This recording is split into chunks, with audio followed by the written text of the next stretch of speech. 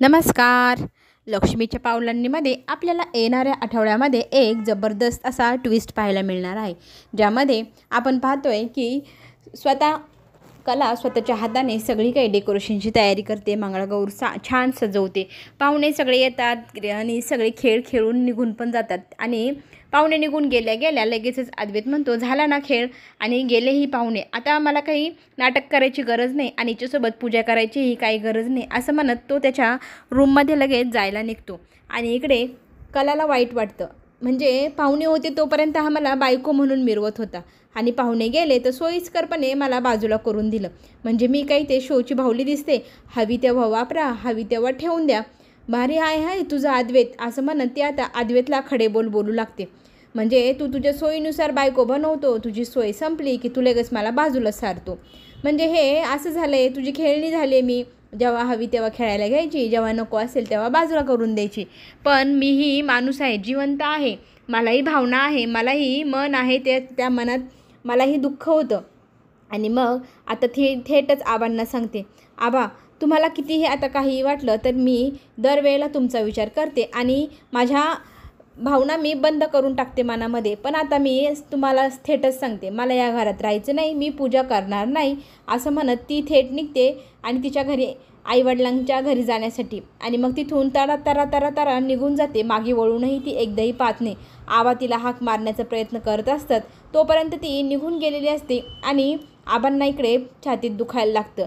आबा कोसळतात खाली सोप्यावरती आणि सगळेजण त्यांना सावरण्यासाठी तिथे धावपळ करू लागतात. आबांना खूप सगळेजण सांभाळू लागतात, त्यांना काय झाले म्हणून सगळेजण धावपळ करत असतात, पण आबा खूपच वेदना होत असतात त्यांना. मग सगळेजण डॉक्टरांना बोलवतात, डॉक्टरांना घेऊन मग आल्यानंतर आबांना एका कॉटवर उशी लावून बसवतात. तिथे आबा विवळत असतात, त्यांच्या छातीत खूप दुखत असतं आणि अद्वैत लांबून पाहत असतो.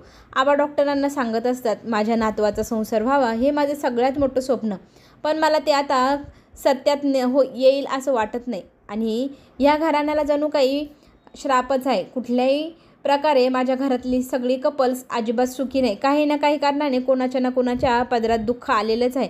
मी किती प्रयत्न केला अद्वैतचा संसार सुखाचा व्हावा तरी झालाच नाही. आता हे सगळं ऐकल्यानंतर अद्वैतच्या मनात कुठेतरी खंत आहे, आता कलाला परत आणावंच लागेल आबांसाठी. इकडे रात्रीची सकाळ झाली, कलाला सांगितलंच नाही की तिच्या आजोबांना काय झालं आहे, पण दिनकर म्हणतो तिला जर सांगितलं तिला वाईट वाटेल ना, पण सांगितलं नाही, तिला नंतर कळलं तर तिला आणखी जास्त दुःख होईल. त्याच वेळेला कला झोपेतनं उठून येते आणि छान दिसतेस ग, आणि तिचा सुजलेला चेहऱ्याला पाहून ती म्हणते, आता रडायचं नाही हां, असं म्हणत तिची आई तिला अंजारू गोंजारू लागते आणि मग तिला बस तुझ्यासाठी मी चहा घेऊन येते असं म्हणू लागते. मग तिच्यासाठी चहा आणते, तिला खायला देते आणि मग ते दोघंजणं तिथे गप्पा मारत बसतात. मग ती तिच्या आईलाही म्हणते, आई तू पण थांब ना इथे. मग तिची आई थांबते आणि आईला म्हणते, जे काय झालं त्याचं मला खरंच खूप वाईट वाटतं, पण मी इथे आले म्हणून तुला वाईट नाही ना वाटलं. त्या घरात मला सगळेजण खूपच रागराग करायचे, मी जरी इतके दिवस तिथे राहिले पण आता नाही राहू शकणार, तू पाहिलंच ना काय झालं. तेव्हा ती संगीता तिला सांगू लागते, तुला रात्री आम्ही काही सांगितलं नाही, पण रात्री तिकडे काय झालं तुला माहिती नसेल. आबांना तू गेल्यानंतर हार्ट अटॅक आला, त्यांच्या छातीत कळ निघाली आणि त्यांची तब्येत खूपच खालवलेली होती. रात्र कशीबशी आबांनी घरीच काढली, हॉस्पिटलला आबा गेलेच नाही आणि रात्रभर तुझ्याच त्या खंतेमध्ये ते होते. त्यांना वाईट वाटत होतं की तुझा जबरदस्ती संसार त्यांनी अद्वैतसोबत केला आणि तूही सुखी नाही म्हटल्यावर त्यांना वाईट वाटत होतं. आता हे ऐकल्यानंतर लगेचच कलाला रडायला येतं. हे काय होऊन बसलं माझ्या हातून, मी आतेताईपणा करायला नको होतं, इतके दिवस मी आबांची मनमर्जी राखावी म्हणून तिथे सगळे अपमान सहन करून राहिले आणि शेवटच्या क्षणाला जे घडायचं ते घडलंच शेवटी. पण हा दिवस एक ना एक दिवस उगवणारच होता, कारण तिथे मला ते सून म्हणून वागवतात पण बायको म्हणून कोणीही वागवत नाही. ह्या गोष्टीची तिला वाईट वाटत होतं. दिनकर तिला म्हणतो, मी तुला याआधी समजवलं होतं की आता ते तुझं घर आहे, तुला ते सांभाळावं लागेल, सगळं काही तुला बघावं लागेल, आता जास्त चिडचिड करायला नको. पण ती म्हणते, आता मला आबांची तब्येत कशी आहे त्याची काळजी वाटत आहे, फोन करून विचार, दिनकर असं म्हणू लागतात. पण ती म्हणते, नाही, फोन करून विचारणं मला योग्य वाटत नाही, मला असं वाटतं मी आता आबांना थेट जाऊन भेटावं. मग ती विचार करू लागते तिकडे काय झालं असेल. एकतर नैनाने खोटं बोललेलंही तिला आठवते. नैना प्रेग्नेंट नाही, कारण तिचा डान्स करताना पोटातलं ते सरकत होतं त्याचा डाऊट तिला पहिल्यापासूनच होता. मग ती नयनालाही फोन करायचं ठरवते.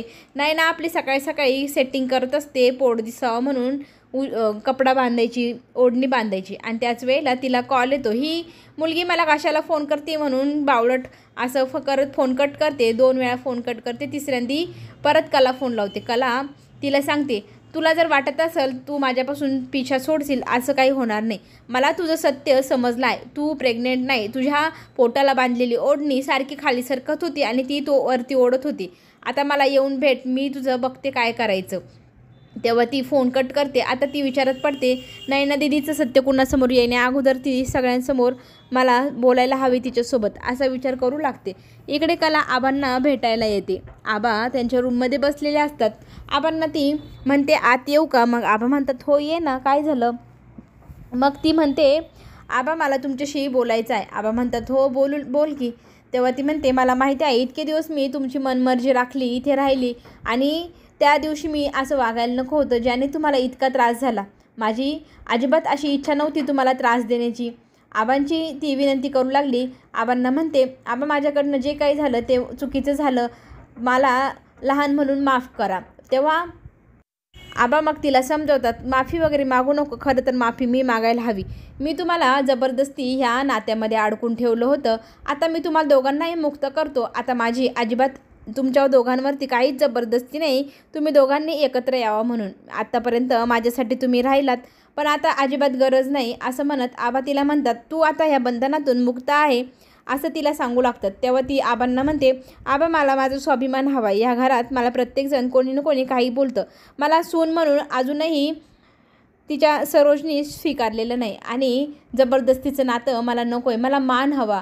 मला ह्या घराशिवाय करमत नाही, तुमच्याशिवाय करमत नाही. तुमच्या सगळ्यांचा लळा लागला आहे, पण काय करू, माझं सतत होणारा अपमान मला सहन होत नाही. मलाही स्वाभिमान आहे ना, असं म्हणत ती आबांना सांगते, आबा तुम्हाला मी कधीही भेटायला येऊ शकते का?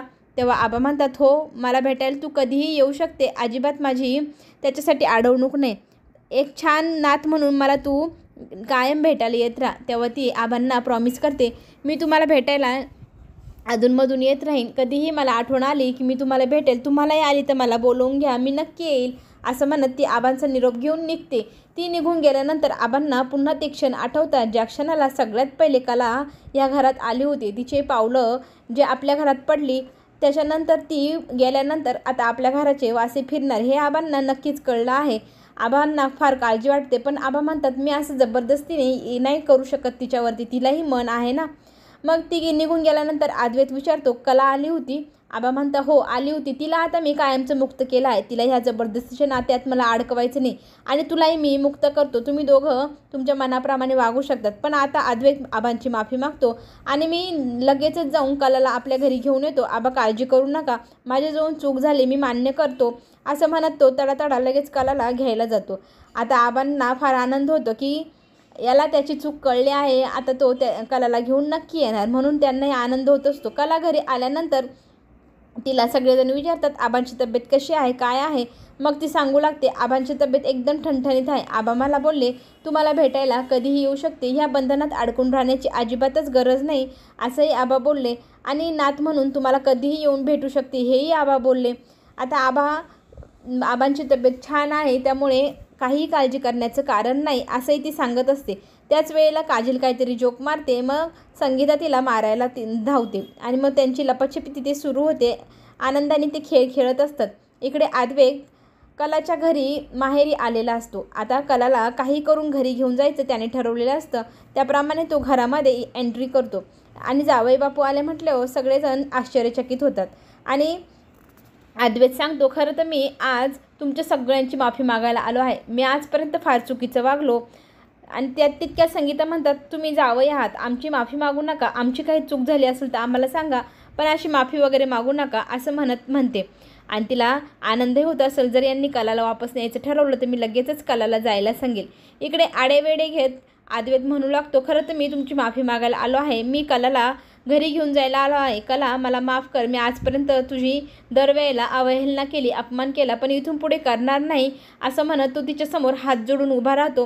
प्लीज मला माफ करशील का? माझ्या घरी चल, आणि पुन्हा माझ्याकडनं अशी कधीही चूक होणार नाही.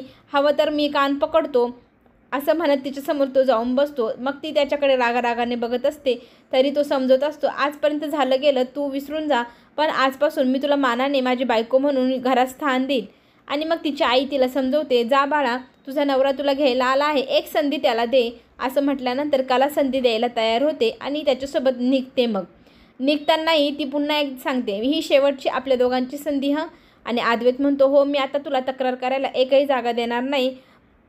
असं म्हणत तिला घरामध्ये आणत असतो. दोघंजणं बोलत बोलत घरामध्ये येतात आणि घरात आल्यानंतर समोरच त्यांना सरोज उभी दिसते. सरोजला पाहून कला तिथून जात असते. पण सरोज म्हणते, तू इथे आली तर फक्त आबांसाठी आली आहे. असं समजू नको की माझ्या मुलाने तुला आणलं म्हणजे तू आता ह्या घराची सून बनशील, त्याची लाडकी बायको बनशील, हा तुझा भ्रम आहे.